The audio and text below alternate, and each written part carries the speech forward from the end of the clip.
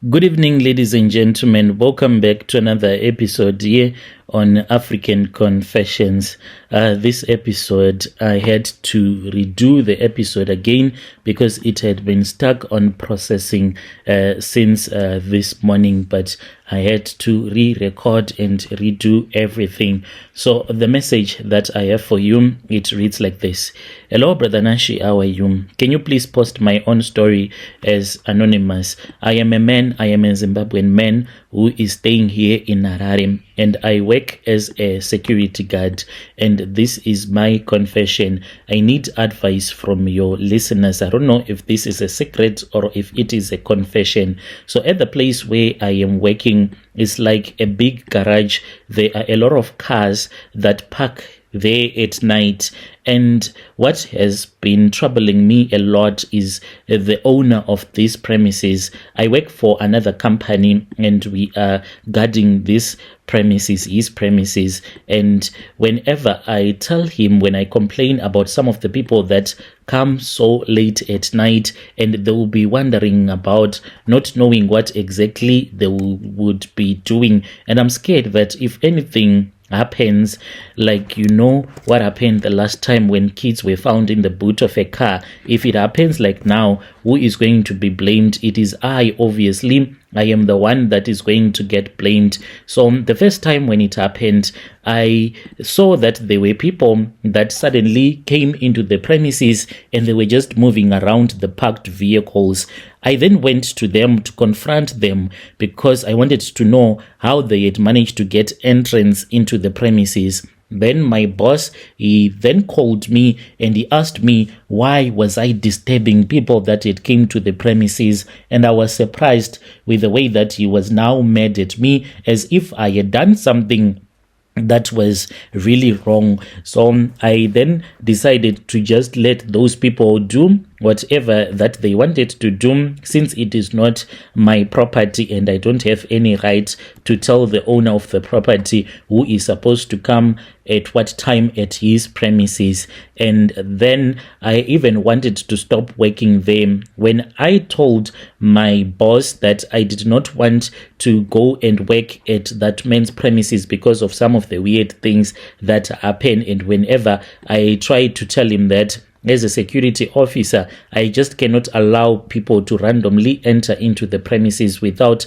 asking them, and then he gets angry at me. So then my boss said, okay, it's fine. Since you do not want to work there, there is no problem at all. We are going to change you. And I then started working and guarding other premises. Then my boss came back to me and he said, since you do not want to go and work at the place where you were working, it means that you no longer want to work for me. So I think that you do not want to work. There are other people that are looking for employment. It's either you return back to your post or you just stop working for me altogether. Because of poverty, I then decided that I had no choice but to just accept what my boss wanted me to do. So I ended up just agreeing to whatever that he wanted me to do, and this is where I'm still working right now.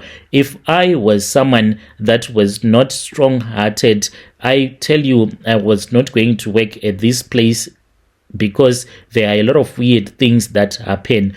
There was this other day, I then heard that there were people that were busy talking. I then asked myself, who were these people that were busy talking? Because I was seated by the gate and I heard that close to the reception area, there were people that were talking inside the building. So then I walked towards the reception, and when I was close to the reception, I kept on hearing those voices and the lights. There was someone that had switched on the lights. So I was really interested as to who had done that. So I walked until I was close to the door. When I was about to put the keys into the keyhole, all of a sudden, that was when, Brother Nashi, I then discovered that the door, it opened on its own, as if there was someone that was, when the door opened on its own, it was as if there was someone that was on the other side of the door. That person was waiting for me patiently to come close to the door so that the person can open up the door. That is exactly what happened.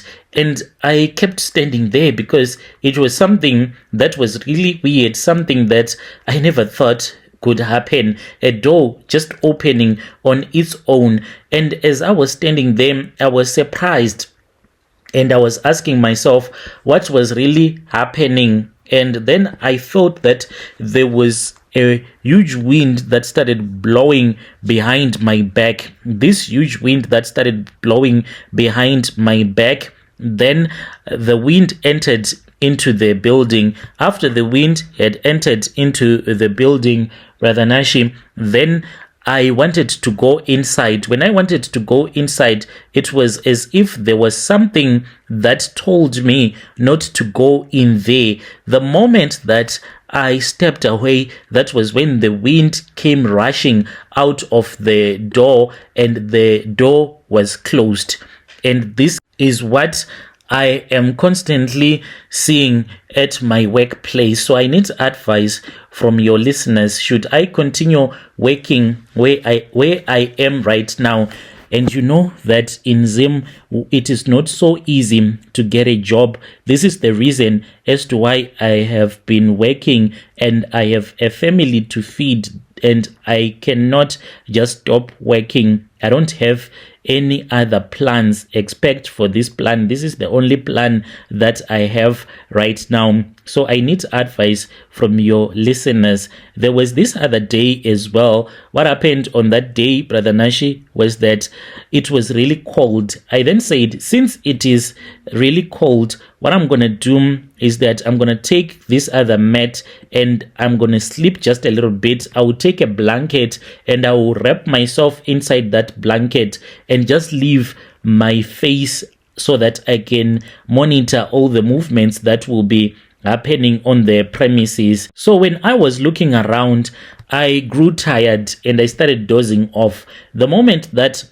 I dozed off, that was when, Brother Nashi, I then felt that there was a man that was standing behind me, and I was fast asleep at that time. This man that was standing behind me, he was holding a big knife that he was holding as if he was getting ready to sacrifice me. And I was so scared and I screamed out so loudly such that those other people that are working as securities next door, they even called me. One of the guy, he called me and he asked me what was wrong, and I told him that I was fast asleep. He just laughed at me that as a security I was fast asleep, then I had sleep paralysis, but this thing, it was really serious. So I really need advice. When you post my story, please tell me. I'll be following through in the comment section. Should I continue working or not working?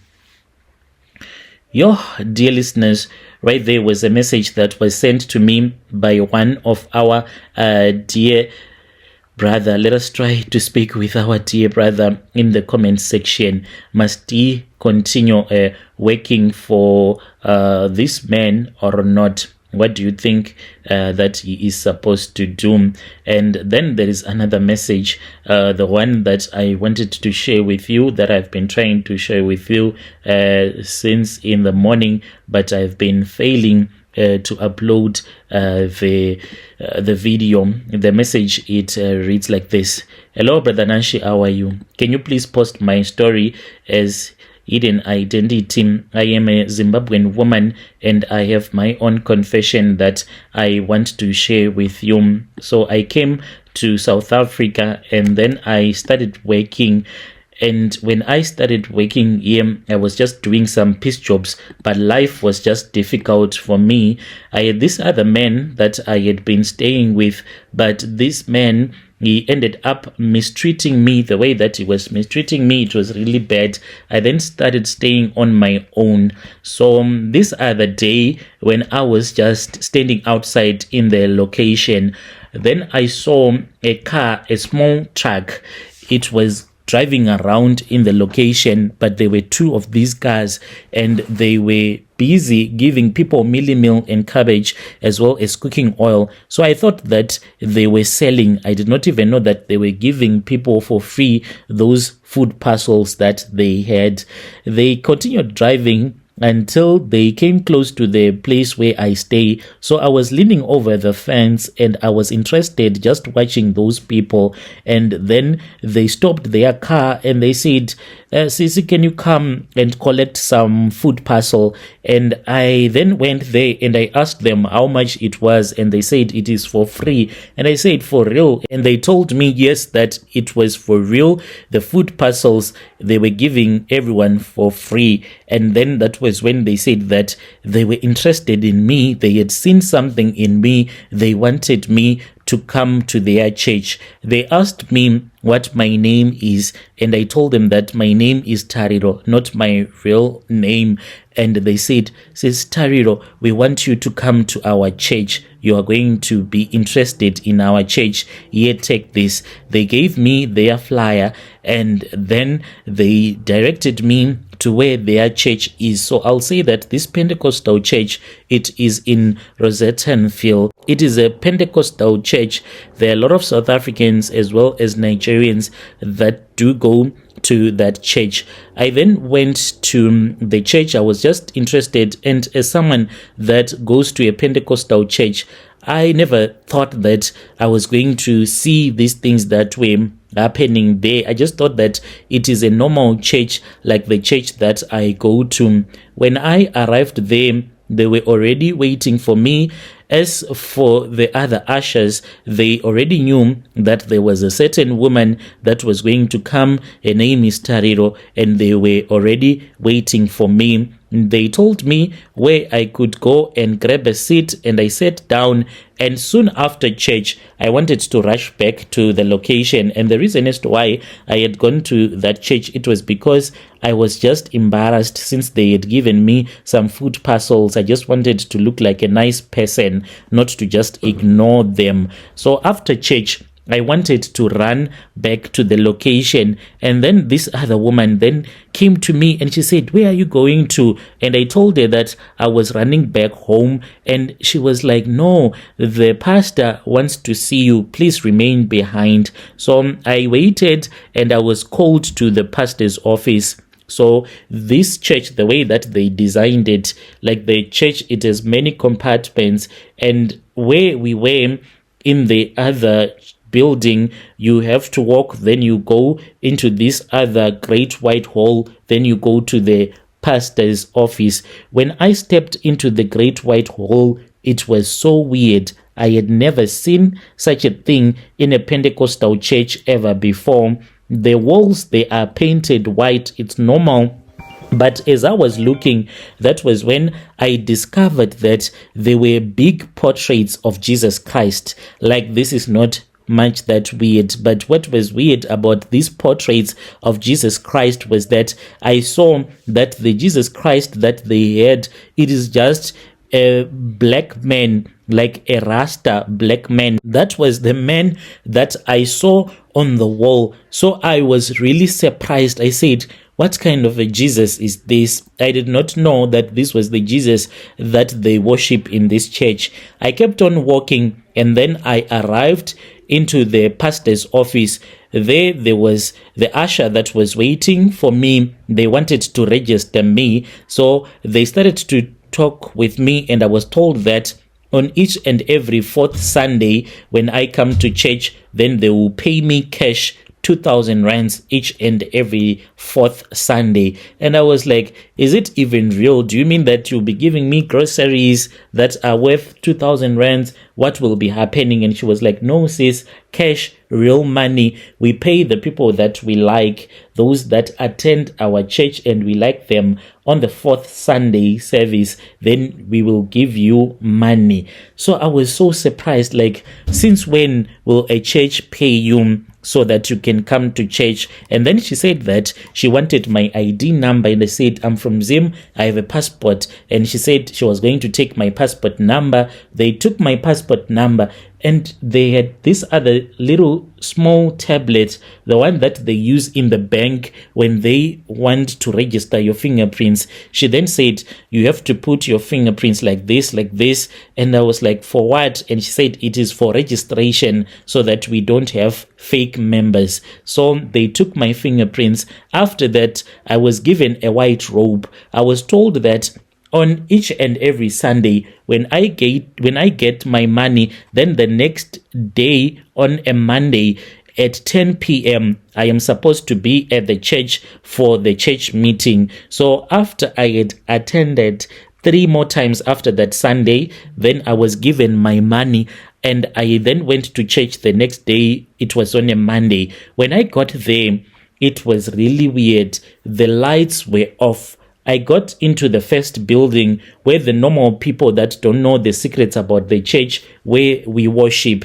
And then I went into the great white hall. When I got there, everyone was wearing a white robe. Everyone was wearing the same clothes. And then there were people that were beating the drums, but they were doing it very slowly. And then they came, this man is a pastor that came, and the language that he was speaking, I could not even understand him, but there were people there that understood everything that he was saying. At the end of the service, I returned back home. So I have been attending this church, and they have been giving me money. They have told me that they now want me to recruit people from the location where I am staying, and they are going to give me flyers. The moment that I try to recruit people to this church, it's like there is someone that comes and that person will hold my tongue, and I don't know why. And there is another dream that I had after I was informed that it is time for me to start recruiting people. The dream that I had was that I went to church like on a Monday, but in my dreams, when I arrived at church, I entered into the great white hall. When I was inside that hall, that was when I looked and I saw that there were mirrors that were around the walls, and these mirrors, they were alive, they were breathing. When I looked into one of the mirror, I saw myself. I was wearing the same white robe, and behind me there was standing a black man. And this man, the more that I looked at him, I saw that he had a very big eye, and then that eye opened its mouth and it started to swallow his head. Where his head was supposed to be, there was a big eye that was looking at me, and I woke up, and I was terrified when I woke up. And that is the dream that I had. So now they've been giving me pressure to start recruiting people so that I can bring people to their church. And some of them, people that we have been working with, those that are paid as well, the same way that I am paid. Those people, like, they are being paid 2,500 rands right now instead of the 2,000 that I am getting. So I want to know, like, is this even normal, the things that I saw at that church? Dear listeners, right there was a message that was sent to me by one of our dear sister. Strange things they do happen in this world. Is this a normal church? She was saying that there is a picture of Jesus Christ holding a cross, but this is just a Rasta man that looks like Jesus Christ. That is the man that they worship. Maybe it is a cult.